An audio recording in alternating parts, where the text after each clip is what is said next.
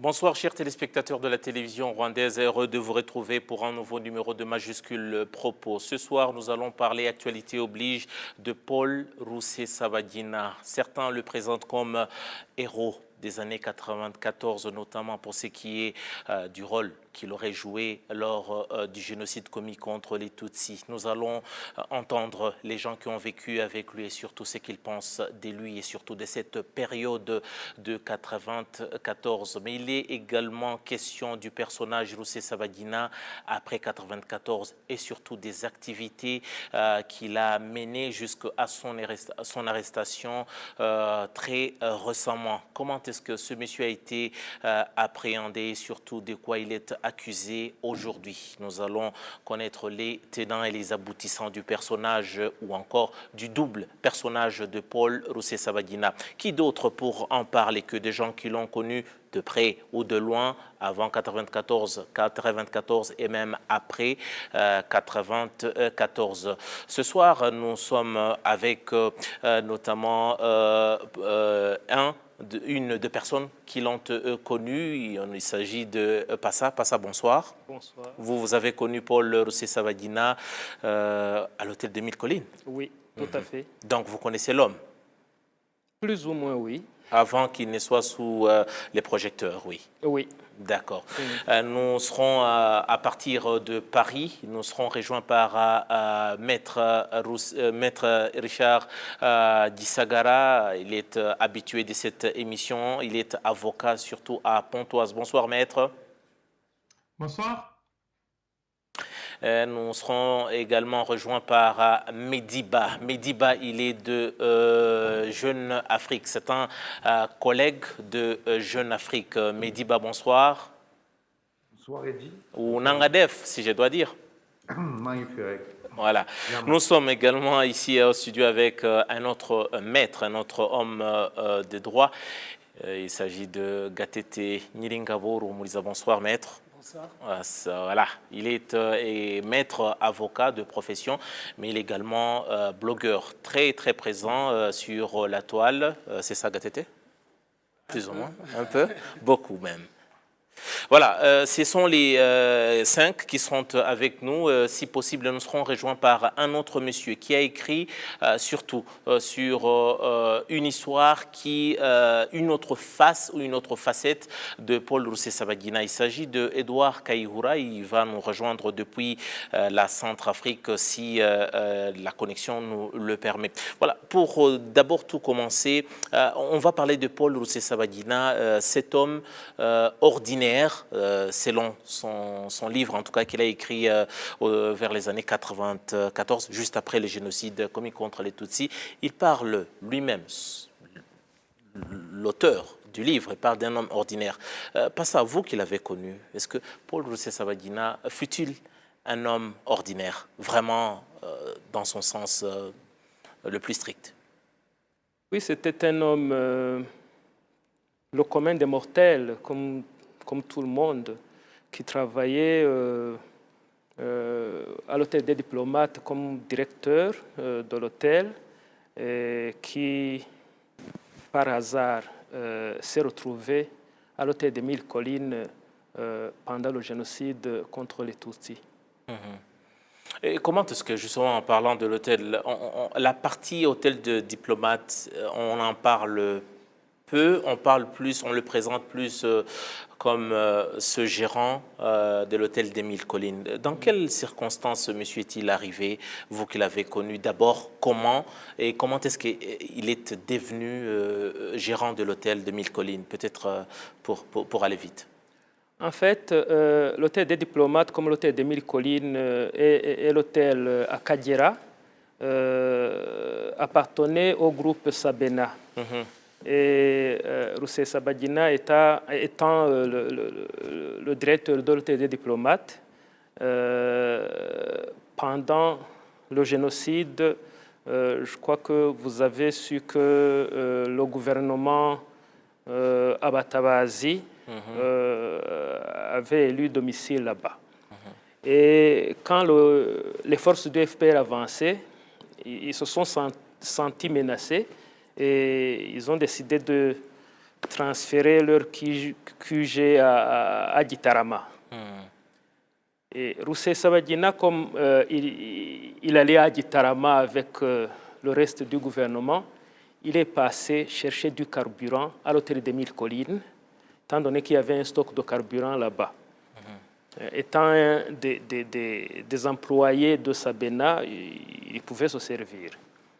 C'est en arrivant à l'hôtel des Mille Collines qu'il a su, par le biais d'un chef technique, qui allait lui servir ce carburant, que le directeur de l'hôtel, qui était un Hollandais, avait été évacué vers la Centrafrique et puis l'Europe. Et il lui a dit pourquoi tu vas à Gitarama alors que ici il y a un hôtel qui est gardé par les Nations Unies, et où il y a presque tout et qui n'a pas de gérant. Et il lui a dit que celui à qui le directeur avait laissé les clés de l'hôtel, donc la gestion de l'hôtel, était un jeune réceptionniste inexpérimenté et qu'il pouvait facilement prendre la direction. Donc le vieux loup qu'il était, oui, qui connaissait la boîte. Oui, tout à fait. Et c'est ce qu'il a fait. C'est ce qu'il a fait. Au début, il a essayé de prendre ça par force. Je dois dire que le jeune réceptionniste, c'était moi. Et que, oui, il m'a immédiatement convoqué, demandé les clés. Moi qui ne le connaissais presque pas, je lui ai dit qu'il fallait que je reçoive les instructions de Bruxelles.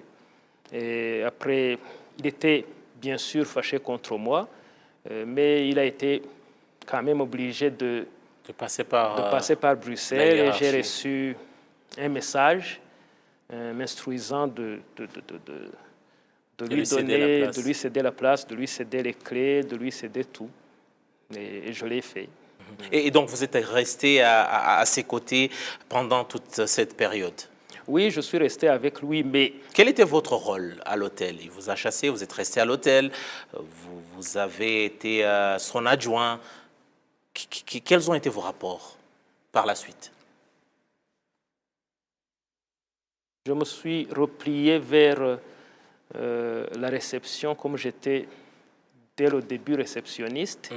Mais la situation qui était... me poussait à travailler de la chambre que de la réception, comme la situation commençait à être dangereuse.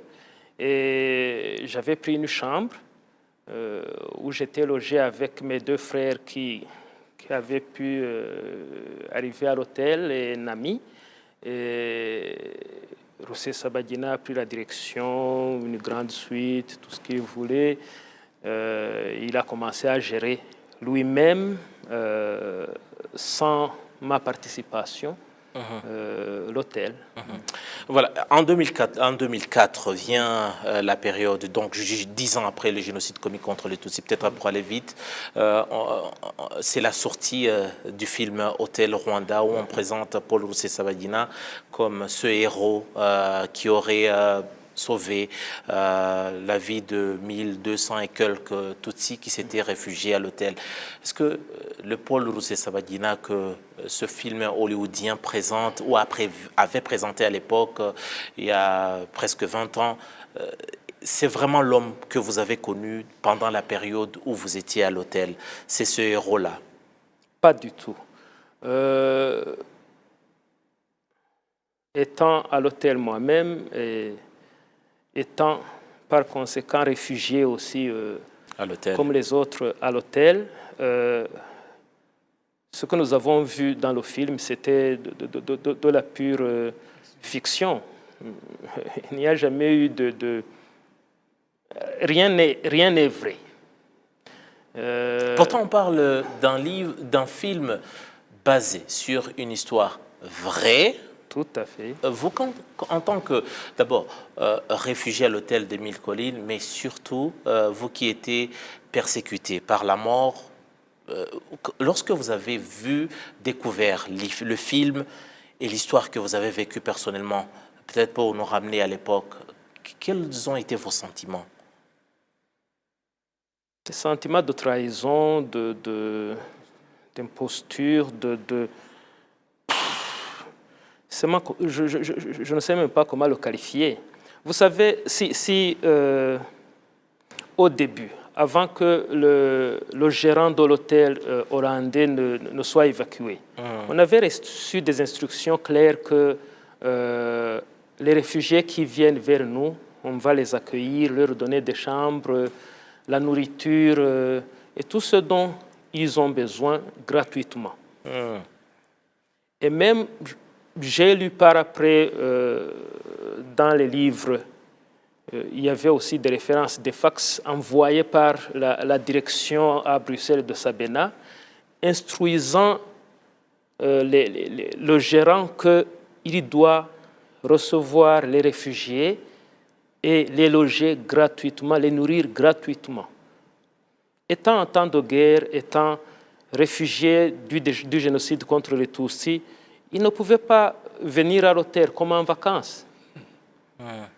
Mais dès que Rusesabagina a pris, je dirais, les commandes là-bas, il a d'abord coupé les communications pour que les réfugiés ne puissent pas contacter l'extérieur et leur donner les nouvelles sur la situation en place. Il n'a laissé que le téléphone de la direction. Il fallait appeler et payer. Deuxièmement, il fallait payer les chambres. Si tu n'as pas l'argent, tu signes des chèques ou des reconnaissances de dette pour se faire... une place. Oui. Dans une chambre. Dans une chambre. Ou quitter la chambre et vivre dans la cafétéria ou dans les corridors et laisser la chambre à ceux qui sont friqués. Voilà. Mehdiba, vous êtes du journal Jeune Afrique. Vous suiviez certainement la situation de l'extérieur. Ça fait plus de 20 ans maintenant que vous suivez l'actualité au Rwanda et surtout de la légende autour du personnage de Paul Rusesabagina. Vous qui avez observé d'abord le Rwanda à l'extérieur avant de voyager plusieurs fois au Rwanda, peut-être pour en savoir un peu plus, quelle a été l'image de ce Paul Rusesabagina qui a été présenté à l'international? Comment est-ce que vous avez aperçu ce personnage? Écoutez, moi je crois que Paul Rusesabagina, c'est vrai que c'est un personnage très particulier parce que Hotel Rwanda est un film très particulier. Sauf erreur de ma part, c'est la première fois qu'un film de fiction aborde la question du génocide des Tutsis au Rwanda. On est en 2004, on est 10 ans après le génocide. Il y a eu des documentaires, il y a eu des livres, il y a eu des rapports, il y a eu des commissions parlementaires, mais pour la première fois avec Hotel Rwanda, on va avoir une fiction de type hollywoodien qui va mettre des personnages autour de cette histoire, qui va raconter ce que ça a été, le génocide. Alors après, avec toutes les réserves, bien sûr, du fait que justement, c'est un film hollywoodien, avec tous les raccourcis qu'on peut imaginer, je ne parle même pas des réserves qui s'exprimeront plutôt par la suite autour du personnage et de la réalité du rôle qu'a joué Paul Rusesabagina. Mais enfin, moi, je sais qu'à l'époque, je m'étais plutôt, entre guillemets, réjoui du fait qu'on portait vers le grand public une histoire qui jusque-là restait très incomprise en Angleterre, aux États-Unis, en France, en Belgique un peu moins parce que c'est un pays qui avait quand même une connaissance un peu meilleure, mais voilà. Donc en fait, je crois que la clé autour de l'histoire de Paul Rusesabagina, c'est vraiment le fait. Après, il y aura d'autres films. Il y aura Shooting Dogs, il y aura Sometimes in April de Raoul Peck. Il y aura d'autres films, mais Hotel Rwanda a vraiment joué un rôle très particulier. Et bien évidemment, ce film et la manière dont il arrive à sensibiliser le grand public hors du Rwanda et hors du cercle des connaisseurs doit beaucoup à cette légende de ce personnage qui effectivement incarne un personnage empathique, qui va sauver, qui va être le tampon entre les forces armées rwandaises, les miliciens et les réfugiés de l'hôtel. Donc pourquoi aujourd'hui on a des réactions qui sont aussi affectives dans les grands médias, notamment anglo-saxons? C'est parce que effectivement, Hôtel Rwanda a vendu un héros et un héros absolu. C'est-à-dire que aujourd'hui, c'est extrêmement difficile, et ça l'est d'ailleurs depuis qu'il y a des soupçons qui pèsent contre lui pour des actes dont on parlera, j'imagine, un peu après. C'est extrêmement difficile pour tout un tas de journalistes et pour l'opinion publique d'imaginer que le Paul Rusesabagina d'Hôtel Rwanda puisse être quelqu'un à qui on reproche des actes de terrorisme. Justement, surtout qu'en Occident et particulièrement dans les pays anglo-saxons, on aime plutôt les héros. Oui, oui, là on est vraiment dans le mythe total hein, du héros. Il est là, et il emmène, il est avec sa femme. Enfin bon, je veux dire que tout le monde l'a vu. Moi, vous savez, sur Twitter depuis des années, indépendamment des critiques qui pèsent sur lui et autres, je vois passer dans toutes les langues, semaine après semaine, mois après mois, année après année, des gens en Espagne, aux États-Unis, de partout, vraiment partout sur Terre, en Afrique. Qui disent ah ben je viens de voir Hôtel Rwanda et je me suis pris une claque. Enfin, il y a vraiment ce film a au moins réussi ça. Donc ça veut dire qu'on ne peut pas lui retirer qu'il a quand même porté vers le grand public l'histoire du génocide, parce que malgré tout l'histoire du génocide, c'est-à-dire ce qui s'est quand même passé au Rwanda et en particulier à Kigali, puisque le prisme c'est quand même essentiellement Kigali, est quand même porté à la connaissance du grand public. Et ça, moi j'ai trouvé que c'était quand même un progrès qu'on faisait, parce que sinon c'était cantonné aux livres pour les experts et pour les gens qui avaient une bonne raison de s'y intéresser. Mais bon, l'autre, le côté face de la pièce, c'est que tout ça est derrière le personnage effectivement héroïque de Monsieur Paul dans son hôtel, qui aurait été effectivement le seul rempart des réfugiés de l'hôtel des Mille Collines. Et comme vient de le dire votre précédent invité, il semble bien, et votre autre invité qui n'est pas encore intervenu a écrit un livre, et il y a eu encore un autre livre qui a été écrit pour raconter la face plus obscure de ce qui s'est passé à l'hôtel des Mille Collines. Donc les choses ne sont pas aussi simples que ça. Donc c'est dans cette dualité que se joue le mythe de Paul Rusesabagina.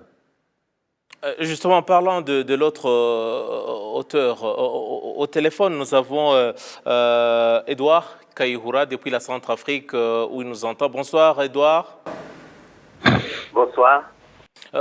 Edouard, peut-être pour aller vite, on a parlé de Paul Rusesabagina, qui a été gérant de l'hôtel de Mille Collines, après diplomate. On a parlé de ce héros, entre guillemets, et puis vous les décrivez carrément comme un imposteur dans votre livre.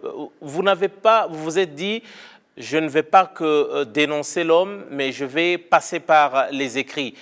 Le Paul Rusesabagina que vous décrivez, c'est lequel que vous voulez présenter à la face du monde? Je vous remercie. Je m'appelle Kayihura Edouard. Je suis l'auteur du livre Inside the Hotel Rwanda, The Surprising True Story and Why It Matters Today. Rusesabagina, je le connais avant le génocide, pendant le génocide et après le génocide. Avant le génocide, Rusesabagina se portait comme un humanitaire, mais pourtant c'était un politicier très dangereux. Avant le génocide, il était président du MDR dans sa commune d'origine, qui lui permettait d'être membre du bureau politique dans sa préfecture. Il est parmi le congrès de Kabusunzu, là où on a créé le MDR Power. Il était là-bas. Bon, on s'est rencontrés à l'hôtel Mille Collines, là où il a fait faire payer les réfugiés de l'hôtel, là où il faisait faire sortir ceux qui n'avaient pas de l'argent, là où il faisait tout ce qu'il veut, là où il rencontrait les grands génocidaires comme le vice-président de la milice Imerahamwe, Georges Rutaganda, là où il était avec le général Bizimana Bizimungu, où Augustin. il disait, dans son livre, c'est clair, où il disait qu'ils boisaient ensemble, qu'ils se saoulaient. Dans cette période-là de génocide contre les Tutsis, perpétré contre les Tutsis, tu ne pouvais pas partager la boisson jusqu'à te saouler sans que tu partages les idées, les mêmes idées avec les génocidés. Donc, on le connaît pendant qu'il est devenu héros, c'est au moment où il a montré ce qu'il est. Donc, en fait, il se disait que c'était humanitaire, mais celui qui le connaissait bien avant, c'est-à-dire que c'était un politicien. Dès qu'il est devenu héros, il a eu la chance d'aller partout dans les universités aux États-Unis. J'étais là, je le suivais, j'attendais ses discours. On sait que vraiment, le film, c'est un film, comme mon collègue l'a dit, c'est un film qui a fait montrer au monde comment le génocide a été commis au Rwanda contre les Tutsis. Mais ce qui est très dangereux, c'est que la fiction qui est dans le film, il est venu dire en public que ce sont les actes qu'il a posés. Dès qu'il est devenu héros, bien qu'il disait que c'était humanitaire, c'est là où il a commencé à nier le génocide et il a commencé à prêcher la théorie du double génocide pour attirer l'attention des Hutus qui se sentaient mal à l'aise qu'ils ont commis le génocide. C'est ce point-là très, très, très dangereux. Où il a commencé, il a détruit le film lui-même dans ses discours quand il a parlé, il détruit tout ce qu'il a mis dans ses discours, il détruit dans ce qu'il a fait dans son livre. Il dit que dans son livre, il décrit comment Richter était une armée très, très disciplinée et que c'est pourquoi on appelle l'actuel président qu'il était Napoléon d'Afrique. Mais pourtant, après, quand il est devenu héros, quand il a envisagé sa politique dangereuse, c'est là où il comparait le chef du FPR comme M. Bizimungu. C'est un type très, je dirais, opportuniste. Voilà, on aura... C'est très dangereux. Ouais, on aura compris vos propos. Peut-être restez avec nous pour peut-être exploiter beaucoup plus. On va s'accorder là-dessus. Il y a l'homme qu'on présente ou qu'on a présenté par le cinéma. Il y a également l'homme qui est devenu ce qu'il est aujourd'hui. Là, je parle de la période avant son arrestation. Ce dimanche, je vais parler de ce 6 septembre 2020, le président de la République, Paul Kagame, s'est exprimé justement à propos de Paul Rusesabagina, cet homme que la communauté internationale, ou en tout cas une partie de la communauté internationale présente comme ce héros de 1994, et surtout de ce que l'homme représente pour une partie, notamment des gens qui sont en Occident, et ce qu'il est aujourd'hui. On va suivre un extrait de ce qu'a été son entretien avec RBA ce dimanche, et puis on va commenter après. hari yitwa FLN murayizi yabaye ibintu bya MRCD nabyo. Il y en a un dénommé FLN, il y a le MRCD, parfois les deux font un tout. Il s'appelle son chef, il s'est présenté et félicité comme auteur des attaques de ces groupes. Pour nous, il y a une question à laquelle il doit répondre et il y répondra sûrement. Je sais qu'il a des soutiens en Europe ou encore en Amérique qui font qu'on le présente comme un héros, mais cela n'a pas d'importance pour nous. Mais lorsqu'il s'agit de tuer les Rwandais, les priver de la paix ou le sang des Rwandais qu'il a sur ses mains, c'est cela à quoi il faut inévitablement répondre.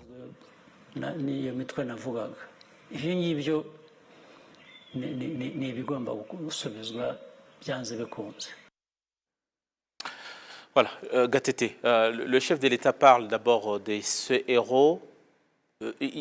Dans ses propos, on sent qu'il est moins intéressé par le héros que présente l'Occident.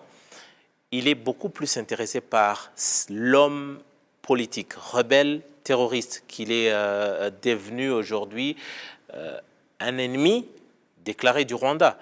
Vous comprenez les propos du chef de l'État quand il dit qu'il est moins intéressé par ce que justement les gens qui l'ont connu dénoncent et qu'ils se disent qu'il doit répondre de ses actes. Oui, je comprends, je comprends parfaitement pourquoi. Pourquoi Parce que l'imposture n'est pas un crime.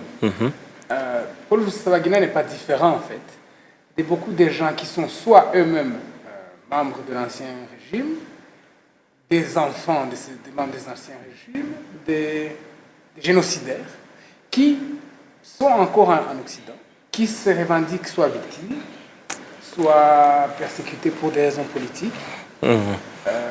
Je pense qu'on me dit qu'il y a un petit souci du son. Peut-être, je vais peut-être tout de suite parler à Maître Disagara. Disagara, vous qui êtes avocat de profession, vous comprenez, c'est vrai, que le chef de l'État puisse dire d'accord, l'imposture, ce n'est pas un crime, comme notre ami Gatete le disait, et qu'on puisse le poursuivre pour autre chose. Exactement. Parfaitement. Donc, le fait, comme mon confrère le disait tout à l'heure, donc le fait qu'il revendique des choses qu'il n'a pas faites, ça ne peut pas être poursuivi en tant que tel. Ce qui lui est reproché, c'est ce qu'il est devenu après. Donc, effectivement, le chef de l'État dissocie l'imposture et les actes de terrorisme et autres actes qui peuvent être poursuivis en son encontre. Donc, le fait qu'il ait revendiqué ou qu'il raconte une histoire qui n'est pas la sienne n'a rien à voir avec les faits qui lui sont reprochés et avec l'homme politique et qui est, l'homme politique, l'homme qui a voulu diriger les armes contre le Rwanda qu'il est devenu après. Donc, c'est deux choses qu'il faut dissocier comme le chef de l'État l'indique. Et voilà, c'est vraiment des propos qui sont tout à fait clairs. Et quelle que soit la personne qu'il a été au départ, ça n'a rien à voir avec les faits qui lui sont reprochés. Et il est poursuivi pour les faits qui lui sont reprochés, qui concernent, comme le chef de l'État l'a rappelé, le fait d'avoir versé ou d'avoir revendiqué des actes qui ont versé du sang à des personnalités rwandaises. Gatete, vous avez dit que vous compreniez également que le chef de l'État puisse faire fi de cette imposture. Donc, je disais à l'instant, désolé pour le son. Non, ça va, c'est bon, merci. Donc, je disais qu'il n'est pas différent d'un nombre de gens, certain nombre de gens qui soit étaient dignitaires dans le régime ancien, soit étaient des enfants ou des membres, en tout cas des gens qui ne faisaient pas partie des personnes pourchassées, poursuivies pendant le génocide. Donc, ce ne sont pas des rescapés parce qu'ils n'ont jamais été visés. Mais tous ces gens-là, y compris des gens qui ont en fait commis le génocide, souvenez-vous qu'à la fin du génocide, la France et les puissances occidentales ont évacué des gens vers l'Europe et l'Occident, avec leurs familles, etc. Tous ces gens-là, quand vous les rencontrez en Occident, ils se revendiquent aussi soit rescapés, soit réfugiés politiques opposés au régime de Kagame, entre guillemets, comme il l'appelle, ou soit, dans le cas de Rusesabagina, héros. Mais Rusesabagina n'a jamais quitté ce monde-là. Il a eu une opportunité d'utiliser cette notoriété pour continuer le travail qui est un travail qui s'inscrit dans le même travail que le FDLR, dans le même travail que Jambo News et d'autres mouvements qui, en fait, eux... Et donc, Rusesabagina, il a fait quand même, à part le fait d'avoir commencé des mouvements terroristes, rappelez-vous que Rusesabagina, au début, quand il a ses prix, sa médaille, etc., il commence par parler du fait qu'il a joué un rôle pour sauver des gens dans le génocide. Mais tout de suite après, il change de propos. Il ne parle plus de génocide.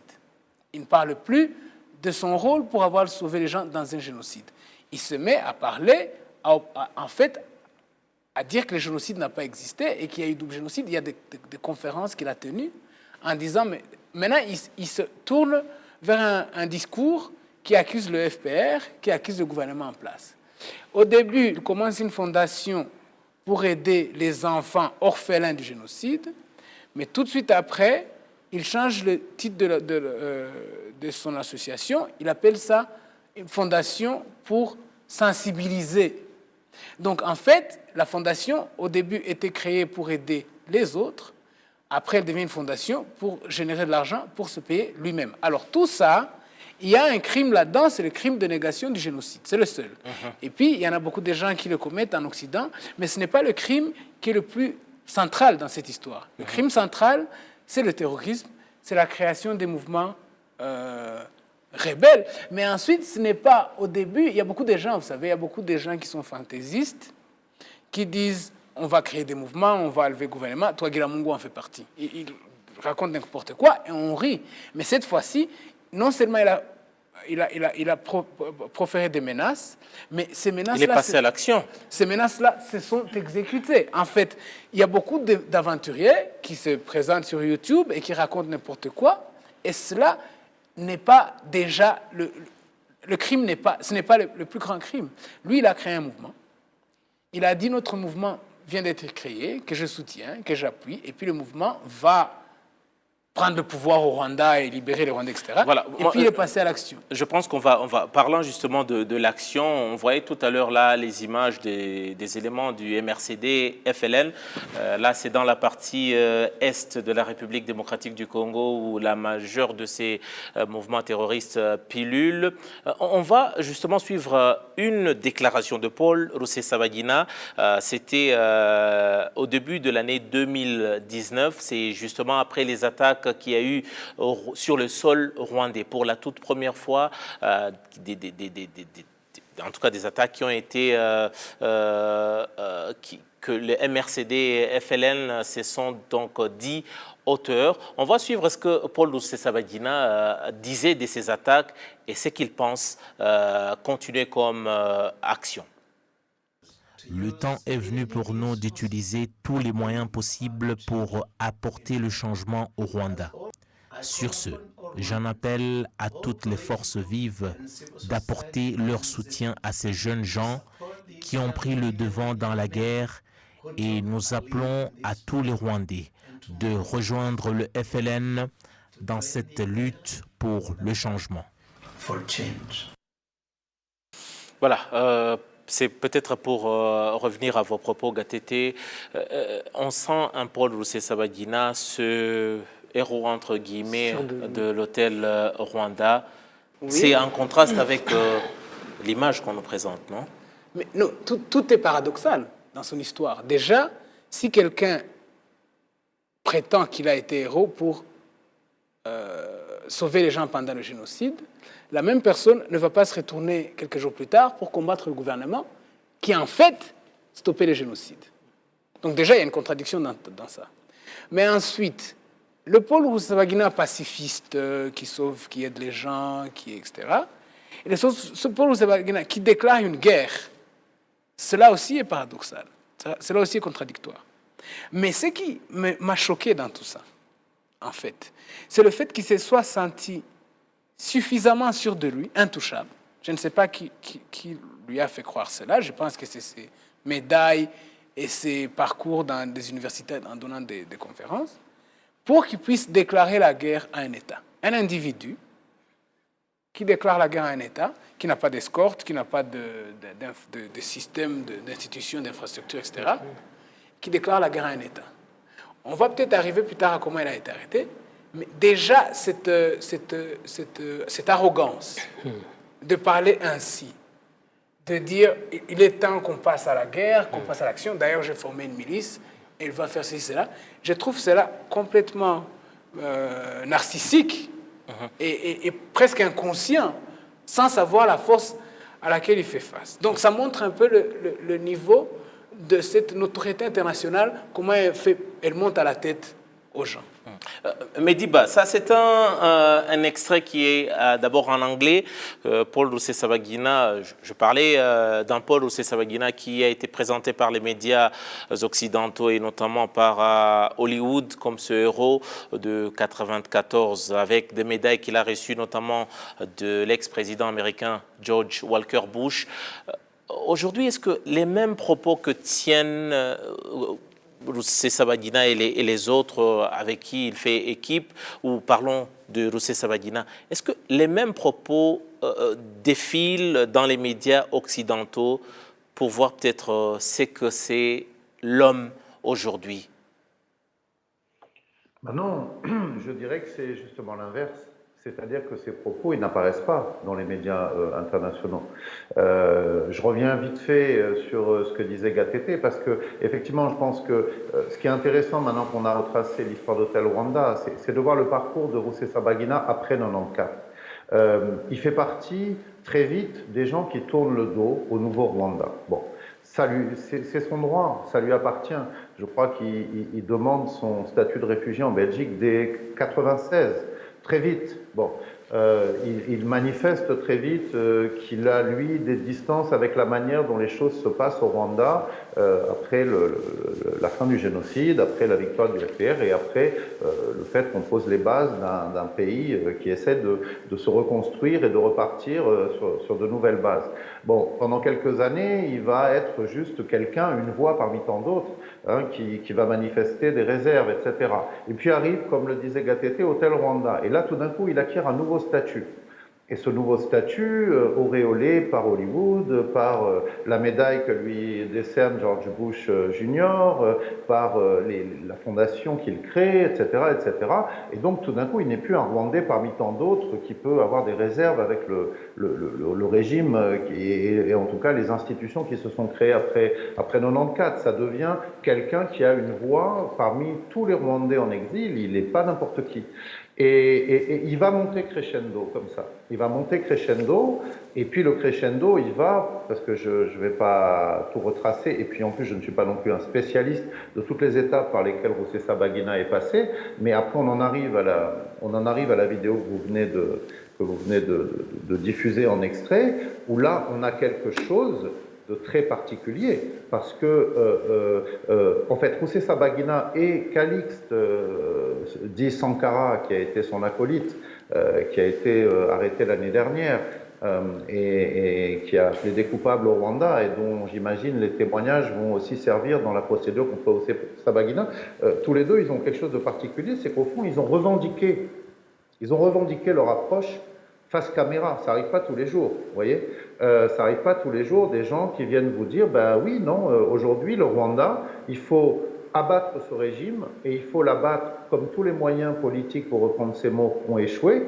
Et ben il faut le faire par les armes. En fait, il ne dit pas il faut le faire par les armes, mais c'est ça que ça veut dire.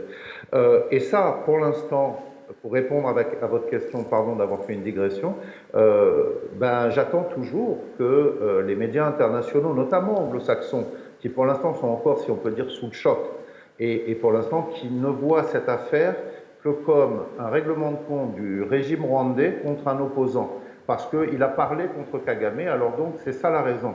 Mais pour l'instant, il n'y a personne qui va retrouver les discours, qui va faire l'analyse de texte des discours, et qui nous représente ces choses-là.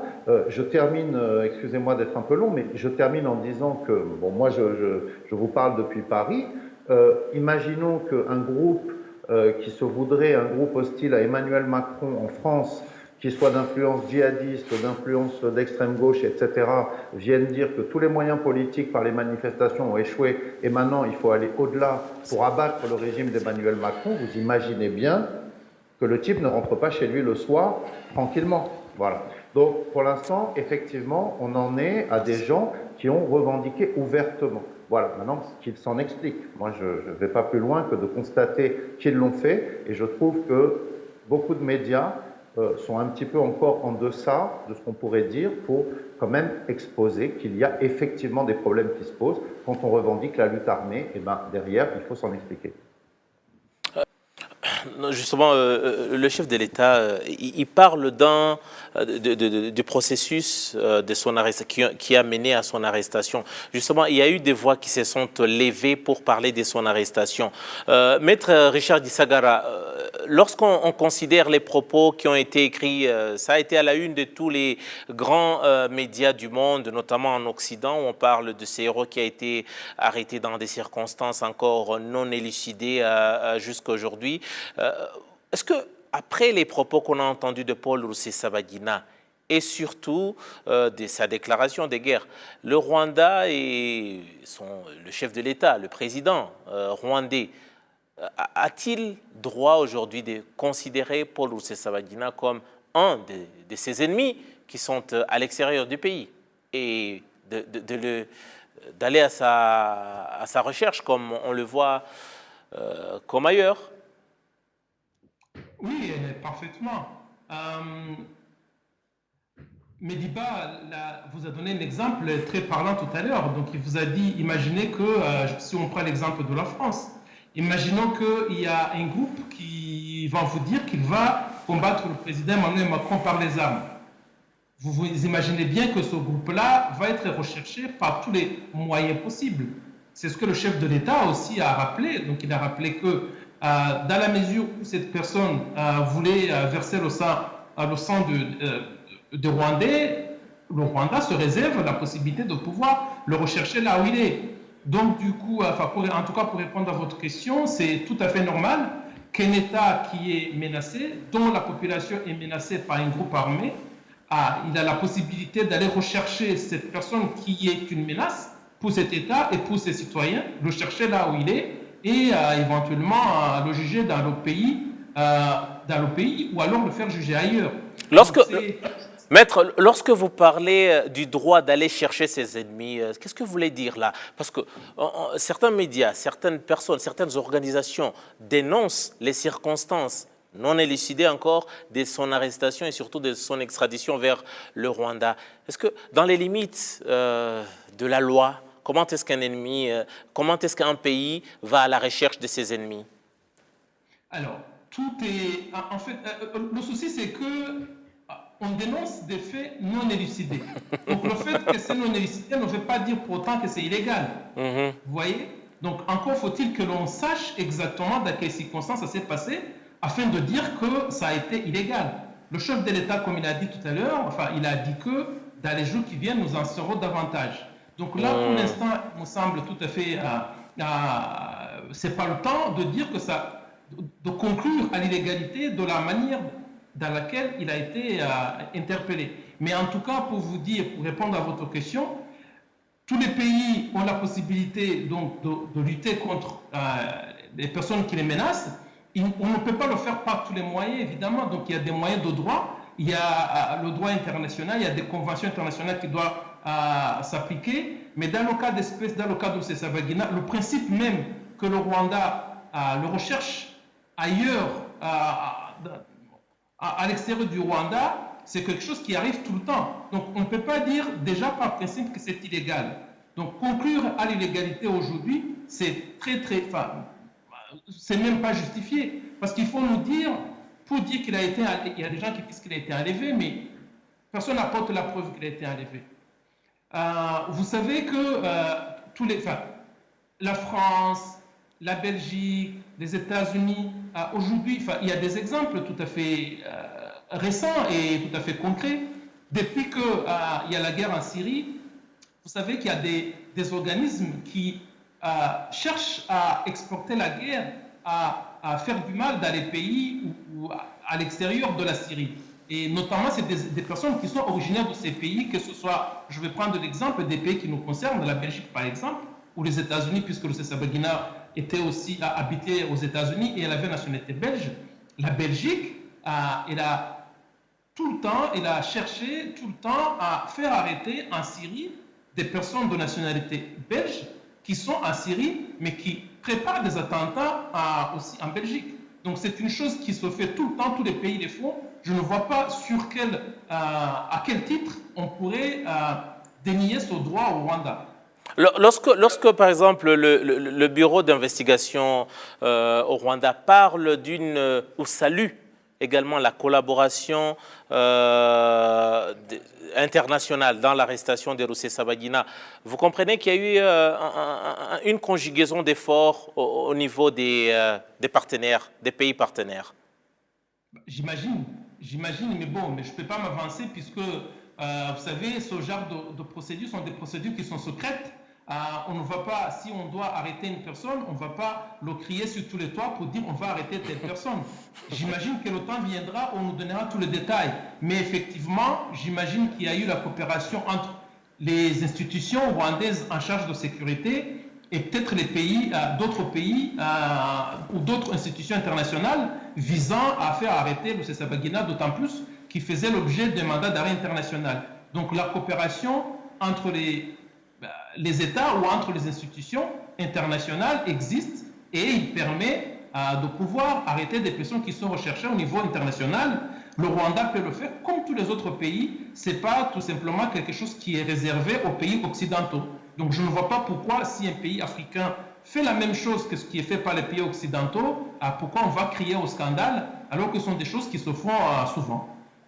Oui, Gatete, vous aviez un mot à rajouter par rapport à ça. Vous dites que le Rwanda restait dans ses droits. Alors, donc il y a deux choses. Le monde a changé. Avec l'avènement, après les attentats du 11 septembre, le monde en fait a changé. Alors il y a deux personnages. Qui a-t-on arrêté au juste? Il y a un personnage de Hollywood qui est héros, un personnage de fiction qui n'est pas un individu qui existe. Superman, Batman et Rusesabagina, fictionnel, qui n'est pas un être humain réel. Alors, il faut faire la part des choses. On n'a pas arrêté ce personnage de fiction, parce que justement, c'est un personnage de fiction. Maintenant, il y a Rusesabagina Paul, individu rwandais, terroriste. Alors, d'abord... Avec un mandat d'arrêt international. Alors, mais même sans mandat d'arrêt international. Donc, en fait, le Rusesabagina, individu réel, déjà, il faut savoir faire la part des choses entre les deux individus. Le fictionnel, celui qui n'existe pas, le Dalai Lama, le gars qui a reçu tous les prix, le Schindler rwandais, créé par Hollywood, et Rusesabagina, l'individu réel. Alors, dès lors, Rusesabagina lui-même, je ne pense pas qu'il est capable de faire la différence entre les deux. Ni lui, ni les médias occidentaux sont en fait en train de demander de s'offusquer du fait que le Rwanda a arrêté le héros fictionnel. Maintenant, une seconde. Alors, dès lors qu'on parle de l'individu, Rusesabagina, avec les actions qu'il a commises, là, on est en train de parler de Osama Bin Laden, on est en train de parler de Al-Baghdadi, on est en train de parler des terroristes connus qui revendiquent des attentats dans certains pays. Ces gens-là, quand on veut arrêter un individu comme moi, si je suis en Belgique ou en France, etc., là, on poursuit la procédure légale connue dans le droit international. En d'autres mots, vous parlez du deux poids, deux mesures. Oui et non. Donc, je veux dire, les individus qui ont certains droits, quand vous revendiquez des attentats et des attaques terroristes, en fait, vous êtes en train de renier vos droits. Vos droits à la procédure légale, au fait de vous avoir un avocat, de suivre les mandats d'arrêt, etc. On aurait pu l'exécuter sur les champs comme on a fait avec Bin Laden. Ça n'aurait pas posé plus de scandale parce qu'en fait, ce n'est pas un individu normal un individu avec qui on doit suivre la procédure normale. Voilà. Quand il se revendique terroriste, il passe dans une autre dimension. Une autre dimension. Voilà. Edouard Kaïhoura, vous nous suivez là? Je pense qu'Edouard n'est pas là. Vous qui l'avez connu, Passa, est-ce que vous comprenez justement l'homme que Hollywood nous a présenté et l'individu que vous voyez aujourd'hui? Vous êtes au Rwanda, tout ce qui se passe. Donc, tout ce qu'on raconte, vous le vivez. Vous êtes au Rwanda, les attaques du sud du pays, du nord du pays, vous avez suivi. Est-ce que finalement, vous vous dites que c'est le Rusesabagina, l'homme, le vrai, que l'international ne connaît pas ou ne connaissait pas jusqu'à son arrestation? C'est effectivement lui, parce que quand je l'ai connu à l'hôtel des Mille Collines, au début, je ne croyais pas à ce qu'il faisait. Je ne pouvais pas comprendre cela. Et par après, quand j'ai lu qu'il était signataire des conclusions du congrès extraordinaire du MDR Pawa à Kabusunzu. La branche extrémiste du MDR. La MDR. branche extrémiste. Oui.